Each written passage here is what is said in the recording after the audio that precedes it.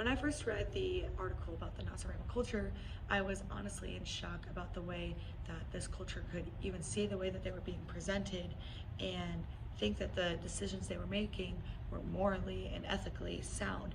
Because when I read about the holy mouth men and the medicine men and even the everyday shrine that they would do, it felt so foreign to me and didn't make any kind of sense to me whatsoever.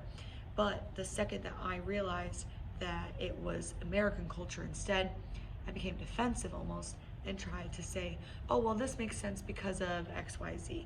And in reference to the holy mouth men and the medicine men being doctors and dentists, I was defending the things that we do on the regular. Like, I go to a doctor twice a year to make sure that I'm fully healthy and able to continue on with my everyday life.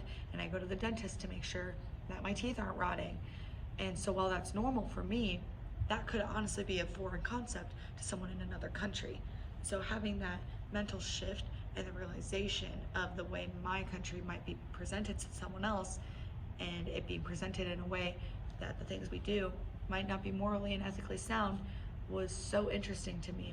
Because now when I look at other countries, I want to make sure that I'm always looking at them from the perspective of someone within the country as well as someone from outside the country, because our words and the way that we describe things, they do have meaning. So when I'm describing American culture, I'm going to describe it in a positive light because I've grown up in American culture, and so the things that are normal for me might be foreign to someone else, but I want to make them seem the most positive way that I can. So a practice or ritual even that we have in American culture is the handshake for a greeting. And so this is seen in like a business setting or more formal greetings. When you don't know a person, you shake their hand, whereas like an informal greeting of someone that like you already have met a few times, or even like a close friend or family member, we hug them and we do a physical embrace. But again, in the business setting and professional settings, it's a handshake, and this is seen as a formality to make sure that you are giving the person the full attention that they desire and that they need, and just making sure that you are treating the person with respect.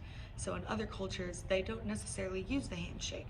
I know in the Eastern European countries, they use a kiss on each cheek, starting with the left cheek, and they do this to show their comfortability with a person and to show respect to them.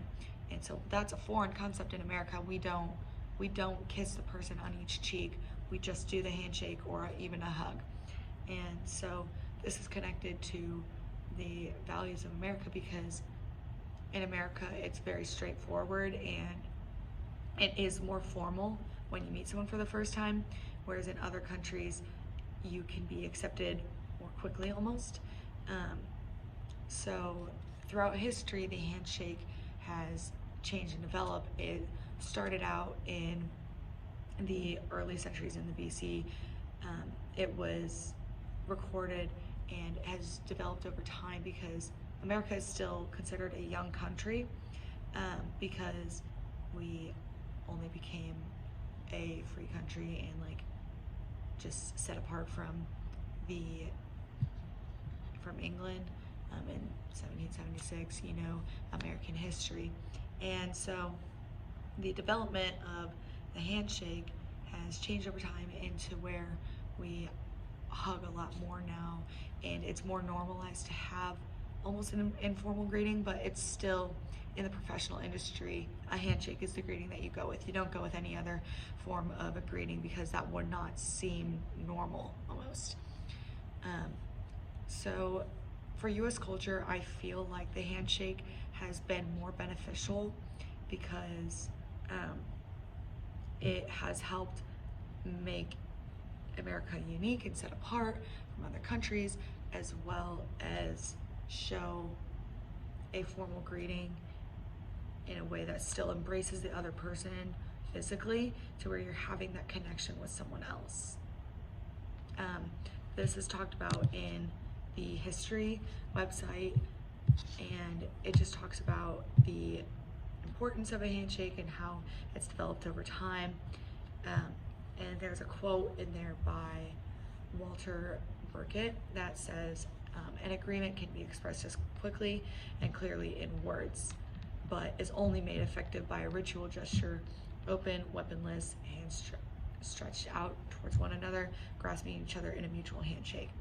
So through this quote, it's kind of showing that the handshake just shows your availability to a person, and it's through non-verbal communication that you're showing that you are welcoming this person and that you are willing to talk to them and meeting them.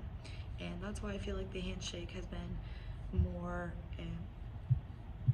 positively influenced in American culture.